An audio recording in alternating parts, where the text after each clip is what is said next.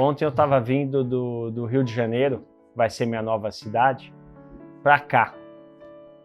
E aí eu fiquei no avião e atrasou o voo, não sabia, mas estava uma tempestade em São Paulo, perto do pôr do sol. Alguns bairros presenciaram, outros não.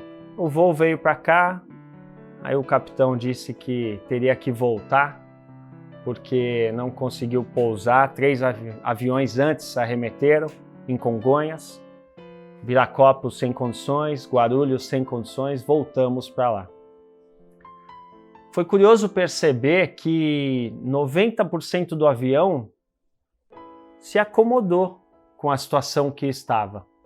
Um ou outro, você ouve aquela reclamação, mas 90% das pessoas estavam, eu acho que conscientes de que não era controle da companhia aérea, não era controle do piloto, não era controle próprio. E aí voltamos. Depois algumas pessoas desceram, eu nem saí, a maioria não saiu do avião e voltamos para cá. Cheguei mais tarde, foi realmente uma... Se valesse milhas, a gente ia se dar bem, porque a gente voltou para o Rio de Janeiro, parou um pouco e voltou para cá. E eu percebi, assim, em notícia, que a chuva foi bem delicada, assim, bem intensa aqui. Peguei um Uber para ir para o meu destino. E o motorista do Uber, ele falou, cara... Eu falei, choveu, né, tal, porque tinha uma muvuquinha no aeroporto. Ele falou, cara, eu estava em Embu das Artes no momento do arco-íris. E eu tinha visto na história de alguém um arco-íris. Falei, nossa, parece que deu uma coisa muito linda. Vi no post de outra pessoa um pôr do sol com um céu laranjaço, assim, falei, que coisa linda. E ele falou, cara, eu já vi, já empinei pipa, já soltei balão, já fiz muita coisa na natureza, mas eu nunca vi um arco-íris assim. Ele estava nascendo na minha frente, as 7 cores, enorme. Aí ele apontava do tamanho daquela ponte ali e tal. Ele estava tão extasiado. E aí eu percebi, eu me mantive tranquilo, graças ao Awaken, eu já estava sintonizado. No dia a dia eu tento estar tranquilo, mas o Awaken ele ajuda. E eu já estava bem sintonizado, bem tranquilo. E peguei um cara que estava extasiado. Ele estava feliz de uma maneira que ele fez questão de explicar o quanto que aquele arco-íris renovou o dia dele. E eu falei, puxa vida, você pode sempre olhar para o copo cheio e o copo vazio, né? Você pode olhar para o que quiser, mas você pode agradecer a natureza, né? Ele falou que procurou no Google os mistérios do arco-íris, o que significa as cores, etc. Eu falei, que coisa bacana, que modo de viver, que modo de viver. Mas falando nisso, o Awaken Talks ele está aqui para isso, para a gente revisitar maneiras mais simples de se viver. Nada mais do que isso. Esse é o propósito desse movimento de amor. Se a gente puder ver a vida mais simples, se a gente puder ajudar através dessas palavras que um pode dar para o outro, do ouvido que um pode dar para o outro, a vida ser mais simples, já está valendo. O objetivo desse movimento é gerar esperança para as pessoas. Naquele determinado momento em que você está numa situação, seja na alegria, mas seja na dor, e você pode acessar, através da internet, um vídeo de alguém que já viveu algo parecido com o que você está vivendo e descobrir que ela despertou, hoje ela vê a vida diferente, esse é o grande objetivo. Se você ajudar alguém que está do outro lado através dessa história, está valendo. Mas se aqui a gente para por 2, 3 horas para ouvir o outro, já está valendo. Quantas vezes na semana a gente para e fica 3 horas em silêncio, ouvindo o outro? Então, todo esse movimento vale. Todo esse movimento vale. Hoje tem bastante diversidade nas histórias. A gente tenta trazer a cada painel uma riqueza na diferença e a riqueza naquilo que está em comum. Amor próprio.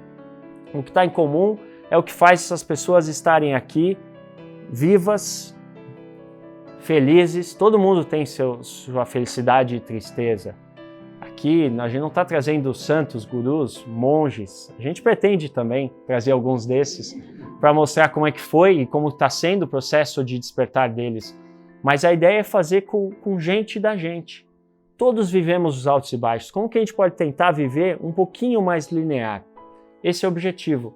Através dessa escuta ativa do outro, escuta ativa de si mesmo. Esse é o principal. Esse é o principal. Eu gostaria de celebrar também muito, porque várias das pessoas que estão aqui, como a Lúcia que eu mencionei, já contaram a sua história e estão aqui hoje para ouvir outras histórias. E que esse movimento possa seguir e continuar assim. Assim como convido vocês a refletirem quando que é o momento de contar a sua história. Parte da simplicidade, mas da ambição desse projeto é mudar aquela frase que você tem que ter um filho, escrever um livro e plantar uma árvore na vida. A gente pensa que o filho pode ser ressignificado, tem pessoas que possam ter outras opções, um monge, por exemplo, seguiu a vida monástica, mas a gente pode incluir aqui, contar a história no Awaken como quarto pilar. Fala, caramba, que ele falou simples, né? É tão gostoso estar aqui. O estar aqui não é o agora, é o processo. E é o fato de você contar a sua história e não ser hipócrita depois. Como que você quer falar parte do seu despertar e amanhã xingar o vizinho? Buzinar loucamente no trânsito? Então contar a história aqui tem muito por trás e pela frente. Esse é o objetivo, porque vai estar na internet. Seus amigos vão te criticar se você estiver falando uma besteira, né? Estiver falando algo que você não é, de fato. E por último, para fechar, o nosso planejamento do ano que vem é realmente usar o modelo que a gente fez esse ano em 9 painéis.